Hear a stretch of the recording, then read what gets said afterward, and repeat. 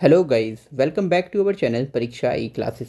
Guys, CTET exam 2022 दिसंबर में इस एग्ज़ाम के लिए ऑफिशियल डेट्स अनाउंस कर दी गई हैं। जल्द ही आपके एग्ज़ाम्स दिसंबर माह में शुरू हो जाएंगे। इस एग्ज़ाम में आने वाले 30 अंकों के पार्ट, जिसे आप सीडीपी के नाम से जानते हैं, इसका एक इम्पॉर्टेंट टॉपिक है जिसके बारे में आज हम डिस्कस करने वाले हैं। यहाँ पर आप देख पाएंगे जीन पियाजे का संज्ञानात्मक विकास का सिद्धांत, it means cognitive development theory by Jean पियाजे। इसको आज हम देखने वाले हैं क्योंकि इस टॉपिक से हमेशा से 2 से 3 प्रश्न पूछे गए हैं, चाहे फिर वो सीटेट हो या फिर टेट ही क्यों ना हो। सभी टीचिंग एग्जाम्स में यहाँ से आपको प्रश्न देखने को मिलते हैं, इसीलिए आज हम इस टॉपिक पर बात करने वाले हैं। इसके बाद जो भी आपके प्रश्न इस टॉपिक के रिगार्डिंग होंगे, होपफुली आप सभी को अटैम्प्ट कर पाएंगे। चलिए शुरू करते हैं। तो यहाँ पर आप देख पाएंगे एक शब्द है संज्ञान, पियाजे का संज्ञानात्मक सिद्धांत। तो इस संज्ञान शब्द का क्या अर्थ है?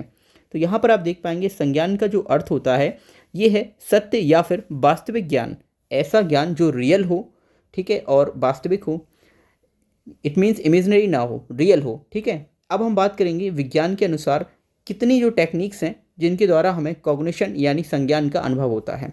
तो यहाँ पर 5 तरह की जो ज्ञानेंद्रियाँ हैं जो मानी गई हैं, उनके द्वारा ही हमें संज्ञान का अनुभव होता है। इसमें जो हमारी 5 इंद्रियां हैं आप सभी जानते हैं, जिसमें आँख, नाक, कान, जीभ और त्वचा। इनके काम क्या है? आँख का काम है देखना, हम देखकर ग्रहण करते हैं संज्ञान। नाक में सूंघ कर हम करते हैं, कान से हम सुनकर करते हैं, और जीभ से हम स्वाद लेकर, त्वचा से स्पर्श का अनुभव कर गए, ठीक है। लेकिन मनोविज्ञान की यदि हम बात करें तो यहाँ पर मनोविज्ञान ने ज्ञानेंद्रियों की कुल संख्या 6 मानी है। ध्यान दीजिए, यहाँ पर साइकोलॉजी के अकॉर्डिंग जो ज्ञानेंद्रियों की संख्या है वो 6 है। तो छठवीं यहाँ पर कौन सी ज्ञानेंद्रिय ऐसी नई है? देखिए, 5 जो आपकी ज्ञानेंद्रियाँ हैं वो तो यही हैं, आँख, नाक, कान, जीभ और त्वचा। लेकिन जो छठवीं ज्ञानेंद्रिय है वो मनोविज्ञान के अनुसार मन है। इस हिसाब से टोटल जो साइकोलॉजी के अकॉर्डिंग ज्ञानेंद्रियों की संख्या है वो 6 हो गई है। अभी मन से प्राप्त होने वाला जो भी ज्ञान होता है इसकी कोई श्योरिटी नहीं होती है, ये असत्य और आभासी हो सकता है इसीलिए क्योंकि सत्य भी हो सकता है और असत्य भी हो सकता है इसीलिए। लेकिन जो प्रथम हमारी 5 ज्ञानेंद्रियां हैं, इनसे प्राप्त जो ज्ञान होता है वो सदैव सत्य ही होता है। किसी एक कारण स्थिति में उसका चेंज हो सकता है ज्ञान का, परंतु अगर हम देखें तो सामान्य रूप से हमें ये जो ज्ञानेंद्रियां ज्ञान कराती हैं वो सदैव ही सत्य होता है। आगे देखेंगे, जीन पियाजे ने 1922 से 32 तक के बीच कई बालकों पर अध्ययन किया और उनके विकास से संबंधित एक सिद्धांत दिया जिसे पियाजे का संज्ञानात्मक विकास का सिद्धांत कहा जाता है, ठीक है। ये बालकों के विकास के अध्ययन पर आधारित सिद्धांत है, इसीलिए इसको विकास का सिद्धांत भी कहा गया है। चूँकि उनके संज्ञान पर आधारित है, कॉग्निशन पे, तो उसे संज्ञानात्मक सिद्धांत कहा गया है। जीन पियाजे को इसीलिए विकासात्मक मनोविज्ञान का फादर भी कहते हैं, यानी ये विकासात्मक मनोविज्ञान के जनक भी हैं, डेवलपमेंट साइकोलॉजी के फादर हैं। पियाजे ने इस सिद्धांत में जीव विज्ञान के शब्द स्कीमा का प्रयोग किया है। तो देखिए, ये मैं आपको यहाँ इसीलिए हाईलाइट किया है क्योंकि ये जो क्वेश्चन है वो आपसे पूछा जा सकता है, विकासात्मक मनोविज्ञान के जनक कौन हैं। अगेन आगे बढ़ते हैं। पियाजे ने इस सिद्धांत में जीव विज्ञान के जिस शब्द का प्रयोग किया है स्कीमा, इसका अर्थ क्या होता है? तो ये भी आपसे पूछा जा सकता है कि पियाजे ने किस शब्द का प्रयोग किया था जो जीव विज्ञान का था, ये आप बता देंगे वहाँ पर स्कीमा। अब इस शब्द का अर्थ क्या होता है तो इस अर्थ देख लेते हैं। स्कीमा का अर्थ होता है क्रिया के समांतर चलते रहने वाली क्रिया, अर्थात उद्दीपन अनुक्रिया, यानी एक्शन रिएक्शन आपने पढ़ा हो, क्रिया के समांतर जो क्रिया चलती है उसी को हम स्कीमा कहते हैं। अभी इस सिद्धांत में जीन पियाजे ने कुछ प्रमुख शब्दों का प्रयोग किया है, जैसे कि एक शब्द मैं आपको बता चुका हूँ स्कीमा, इसके अलावा भी 2-3 शब्द हैं जिनका प्रयोग जीन पियाजे के द्वारा किया गया था। मैं इन शब्दावलियों को इसीलिए यहाँ पर बता रहा हूँ क्योंकि इनसे ही आपसे प्रश्न पूछे जाते हैं। पहला यहाँ पर स्कीमा है, तो मैं स्कीमा को डिस्कस करता हूँ। सरल भाषा में इसका अर्थ होता है क्रिया की समांतर होने वाली क्रिया। जैसे भूख लगने पर भोजन करना, तो हमें भूख लग रही थी, साथ साथ हमने फिर उसके बाद भोजन किया, तो भोजन कर रहे थे तो भूख धीरे धीरे मिटने लगी, परंतु भूख लग रही थी उस समय भोजन हमने शुरू किया था, तो दोनों क्रिया यहाँ पर एक साथ हो रही थी। दूसरा यहाँ पर नींद आने पर नींद लेना, जैसे ही आपको नींद आती है तो उस समय आप क्या करते हैं? नींद लेते हैं। तो नींद आ रही है, ये क्रिया होगी, नींद लेना दूसरी क्रिया। इसी तरह उद्दीपन और अनुक्रिया, स्टिमुलस और रिएक्शन, ये दोनों एक साथ मिलकर स्कीमा को परिभाषित करती हैं। चलिए इसके बाद हम अगला यहाँ पर जो शब्दावली है वो देखते हैं, संतुलन, समायोजन या फिर अनुकूलन। तो देखिए, परिस्थिति के अनुरूप अपने आप को ढाल लेना या फिर उनके साथ अनुकूलित हो जाना, इसी को हम संतुलन कहते हैं या फिर एडजस्टमेंट कहते हैं या फिर इसी को हम अनुकूलन के नाम से बुलाते हैं। तो परिस्थिति जो भी स्थिति है उसके अकॉर्डिंग या तो स्वयं ढल जाइए या फिर उनके हिसाब से खुद को अनुकूल कर लीजिए, ठीक है ना। तो इसी को हम क्या कहते हैं, अनुकूलन कहते हैं। तीसरा यहाँ पर शब्द है आत्मसातीकरण। तो आत्मसातीकरण क्या होता है, देखिए जब एक प्राणी या बालक किसी भी नए विचार या अनुभव को अपने पुराने अनुभवों के साथ जोड़ देता है, ठीक है, अपने जो पुराने अनुभव हैं किसी नई चीज़ को पुराने अनुभव के साथ जोड़ रहे हैं आप, या फिर उनके साथ अनुकूलन हो जा रहा है आपका, दोनों बातें एक ही हैं, अनुकूलित हो जाना उनके साथ या फिर जोड़ लेना, इसी को आत्मसातीकरण कहा जाता है, ठीक है। नेक्स्ट यहाँ पर जो शब्दावली यूज की गई है समंजन, इसका अर्थ क्या होता है, तो देखिए जब एक व्यक्ति या फिर बालक अपने पुराने अनुभवों का परिमार्जन नए अनुभवों के साथ कर लेता है। यहाँ पर बात हो रही थी आत्मसातीकरण में उन्हें जोड़ लेना, उनके अकॉर्डिंग अनुकूलित हो जाना, लेकिन अपने पुराने अनुभव में सुधार करके परिमार्जन कर लिया और नए अनुभव के साथ उसे जोड़ लिया, तो यहाँ पर नए विचारों में ये बदल जाता है। क्या हो जाएगा, ये नए विचारों में ढल जाएगा, बदल जाएगा, और इसी को हम समंजन कहते हैं। आई होप आपको ये जो चारों शब्दावलियाँ हैं ये समझ आई होंगी। आगे बढ़ते हैं। तो जीन पियाजे ने अपने सिद्धांत के अनुसार बालक के विकास की अवस्थाओं को 4 प्रमुख भागों में बांटा है। जीन पियाजे के अकॉर्डिंग जो इन्होंने बालक के विकास की अवस्थाओं पर अध्ययन किया है उसको 4 मेन पार्ट्स में डिवाइड किया है, अवस्थाओं में डिवाइड किया है। चलिए देखते हैं हम एक एक से सारी अवस्थाओं को। ये पहली अवस्था यहाँ पर है संवेदी पेशीय या फिर गामक अवस्था। यहाँ पर आप देख पाएंगे इस अवस्था का जो वर्ष है वो 0 से लेकर 2 वर्ष तक है, यानी जन्म से लेकर 2 वर्ष तक। आगे हम डिटेल में जानेंगे इनको। दूसरी यहाँ पर अवस्था दी गई है पूर्व संक्रियात्मक अवस्था, जिसका जो काल है वर्ष 2 से लेकर 7 वर्ष तक है। तीसरा मूर्त संक्रियात्मक अवस्था, इसमें बच्चे का जो काल है वो 7 वर्ष से लेकर 11 वर्ष तक है। इसके बाद अंत में है औपचारिक संक्रियात्मक अवस्था, जिसका काल रखा गया है 11 से 15 वर्ष तक। सबसे पहले हम बात करते हैं संवेदी पेशीय गामक अवस्था के बारे में। तो देखिए जन्म से जो 2 वर्ष तक की अवस्था होती है इसी को संवेदी या फिर पेशीय गामक अवस्था कहते हैं।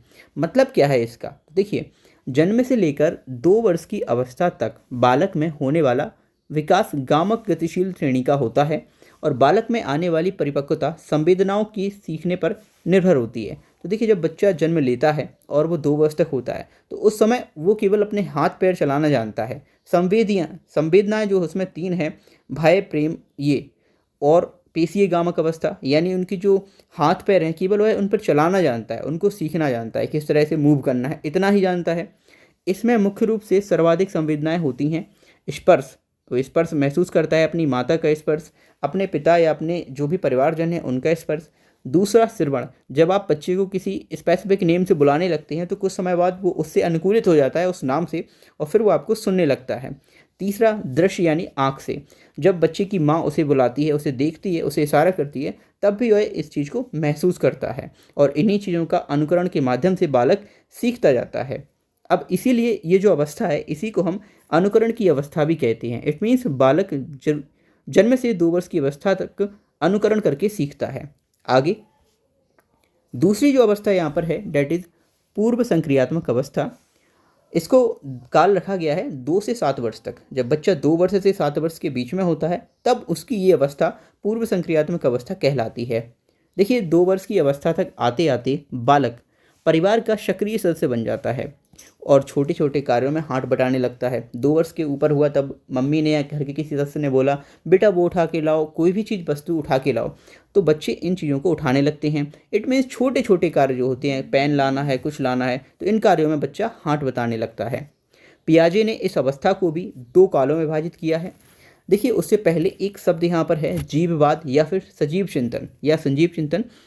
इसका मतलब क्या होता है, देखिए जब एक बालक किसी भी वस्तु को केवल सजीव मानकर व्यवहार करता है उसी को जीववाद या फिर सजीववाद कहते हैं। उदाहरण देखिए, जब बच्चा ज़मीन पर गिर जाता है तो वो रोने लगता है चोट लगने के कारण, तो उसकी माता या फिर कोई भी सदस्य है वो आएगा और ज़मीन पर एक लात मार के बोलता है धप बच्चे को लग गई है मेरे, तो बच्चा इससे समझता है कि उसको ज़मीन को चोट लग गई, ज़मीन की पिटाई कर दी गई है, तो वो बच्चा शांत हो जाता है। या फिर दूसरा उदाहरण लें, बच्चे का कोई खिलौना यदि गिर जाता है ज़मीन पर तब वो रोने लगता है, उसे लगता है कि ये जो गुड़िया है या जो गुड्डा है उसको चोट लग गई है। तो जो माँ बाप या सदस्य होते हैं वो उनको छुपाते हैं, गुड़िया को सहलाते हैं, तो बच्चे को लगता है कि इसमें जीवन है, इसी वजह से इसको सजीव चिंतन या फिर जीववाद की संज्ञा दी गई है, जो कि एक बालक में पाई जाती है।